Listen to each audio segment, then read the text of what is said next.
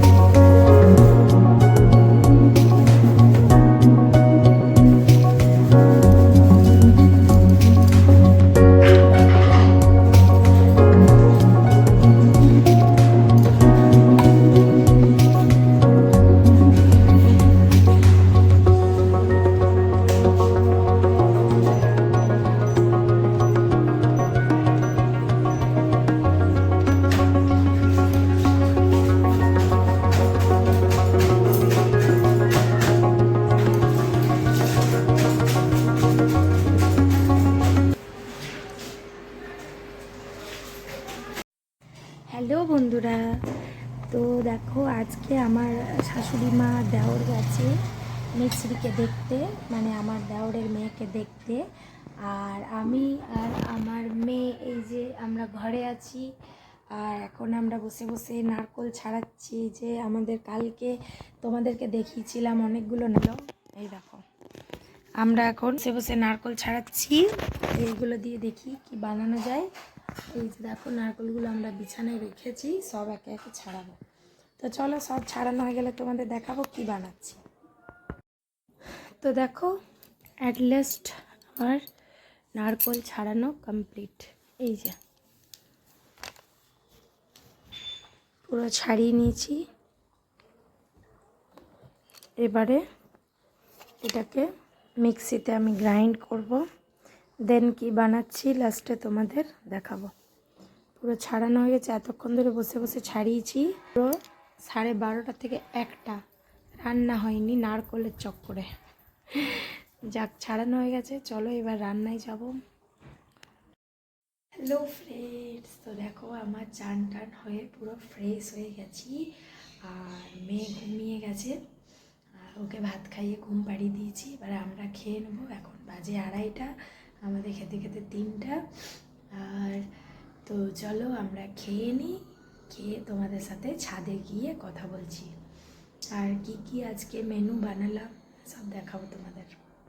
তো দেখো, আজ যে তোমার শাশুড়ি মা দেওয়ার নেই, তো আমি আর নিচে যাইনি কাঁসার থালা আনতে, এগুলোতে বেড়ে নিয়েছি। এই যে ভাত, এটা উচ্ছে পেঁয়াজ ভাজা, এটা পেঁয়াজ শাক আলু পোস্ত, আর পোনা মাছের ঝোল।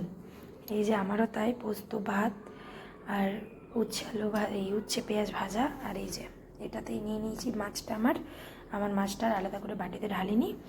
তো চলো এবার আমরা খেয়ে নেব, লাঞ্চ সেরে দুপুরে যাব ছাদে গল্প করতে।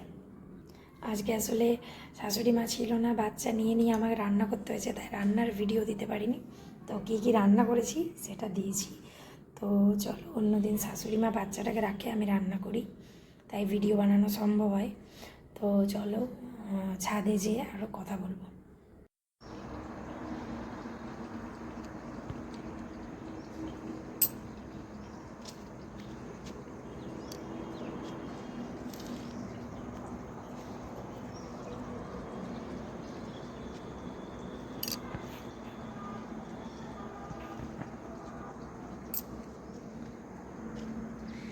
তো দেখো, কাপড় মেলা আছে, তুলবো এখন, গাছে জল দেবো। এই যে জল ভরতে দিয়েছি, গাছে জল। Good afternoon friends. তো আমার লাঞ্চ হয়ে গেছে, এখন চলে এসেছি ছাদে। এই যে কাপড় তুলবো, গাছে জল দেব, দেন নিচে যাব। তো চলো, সব কাজ কমপ্লিট করে তোমাদের সাথে একটু আড্ডা মারবো, তারপর নিচে যাব। তো দেখো, আমার কাপড় সব তোলা হয়ে গেছে, আর এইদিকে গাছেও সব জল দেওয়া হয়ে গেছে। তোমাদেরকে দেখাই, এই যে কাপড় তুলে আমি গুছিয়ে রেখে দিয়েছি। এই যে এই দুটো মেয়ের আজকে কাচতে দিয়েছিলাম, তো কাঁচা হয়ে গেছে, শুকিয়েও গেছে। আর আজকে রোদের খুব একটা দেখতে পাচ্ছ তাপ নেই, তো কাপড় চোপড় মানে অর্ধেক ভেজা থেকে গেছে, ভেজাগুলো আমি ঘরে মেলে দিয়েছি, কালকে আবার রোদে দেব।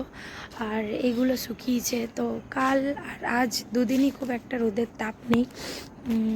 শীতকালে মানে রোদ একটু না থাকলে ভালো লাগে না, এই ওয়েদারটা গ্রীষ্মকালেই ভালো লাগে। তো কবে ঝলমলিয়ে রোদ উঠবে কে জানে। তো চলো, আর এদিকে দেখতে পাচ্ছ আমার ফুল, এই যে আমার ফুল খুব মানে পছন্দের জিনিস। তো জানো তো একটা কথা আজকে খুব মনে পড়ছে আমার, মানে আমি যখন গ্র্যাজুয়েশন করি, আমি আসানসোল গার্লস কলেজ থেকে পাস আউট, তো আমি বাংলা নিয়ে পড়েছি। আমি যখন গ্র্যাজুয়েশন কমপ্লিট করি, তো দেবাশিস বন্দ্যোপাধ্যায় বলে একজন স্যার আছেন, উনি আমাদের গার্লস কলেজের বাংলা বিভাগের শিক্ষক। তো ওনার কথাটা আজ খুব মনে পড়ে গেল আমার। আমাদের যখন উনি ক্লাস নিতেন, তো বলতেন যে জানো, যখন জিওগ্রাফির কোনো স্টুডেন্টকে কোথাও ঘুরতে নিয়ে যাওয়া হয়, সে দেখে যে কোথাও যদি নদী দেখে এই নদীটার গভীরতা কত হবে, জলটা কীরকম। তারপর কোথাও যদি পাহাড় দেখে, পাহাড়টার উচ্চতা কত হবে, এখানে পাহাড়টাতে কি দিয়ে তৈরি, মানে এই রকম টাইপের জিনিস দেখে। যদি কোনো হিস্ট্রির স্টুডেন্টকে ঘুরতে নিয়ে যাওয়া হয়, তখন সে দেখে যে এই পাহাড়টা এখানে আছে, এই পাহাড়টার আগে এখানে কী ছিল, এই নদীটা এখানে আছে, নদীটার আগে এখানে কী ছিল, সে সবসময় তার অতীতকে খোঁজে। আর যদি বাংলার স্টুডেন্টকে কোথাও ঘুরতে নিয়ে যাওয়া হয়, তো বাংলার স্টুডেন্ট সবসময় দেখে প্রকৃতি, মানে সৌন্দর্যতা। তো যখনই এই যে পাখিটা উড়ে চলে গেল, আমি না, এই দেখো এইদিকে পাখি বসে আছে দেখবে, আমি না এই সৌন্দর্যের ওপর বরাবরই, মানে প্রকৃতির সৌন্দর্যের ওপর বরাবরই মুগ্ধ হই। এই যে দেখো এখানেও এই যে গাছপালা পাখি আমার এত ভালো লাগে, ফুল মানে দারুণ লাগে। তো আমি এই যে দেখো, আমি প্রতি মুহূর্তে আমি কিন্তু এই সৌন্দর্যের উপর নিজে মানে মুগ্ধ হই। তো আমার এখন স্যারের কথাটা আজকে হঠাৎ মনে পড়ে গেল। স্যার বলতেন যে বাংলার স্টুডেন্ট সবসময় দেখে প্রকৃতির সৌন্দর্য, পাখি উড়ে গেল, তারপর গাছ, তারপর আকাশ, সূর্য, চাঁদ, পূর্ণিমার চাঁদ খুব ভালোবাসে বাংলার স্টুডেন্টরা। তো স্যার হয়তো সত্যি বলতেন, কারণ আমি নিজে বাংলার স্টুডেন্ট হয়ে বলছি। আমি কাজী নজরুল ইউনিভার্সিটি থেকে বেঙ্গলিতে মাস্টার ডিগ্রি কমপ্লিট করেছি। তো সেই অভিজ্ঞতা থেকে বলছি, সত্যি ভাই বাংলার মানুষরা হয়তো প্রকৃতিপ্রেমী হয়। তো দারুণ লাগে।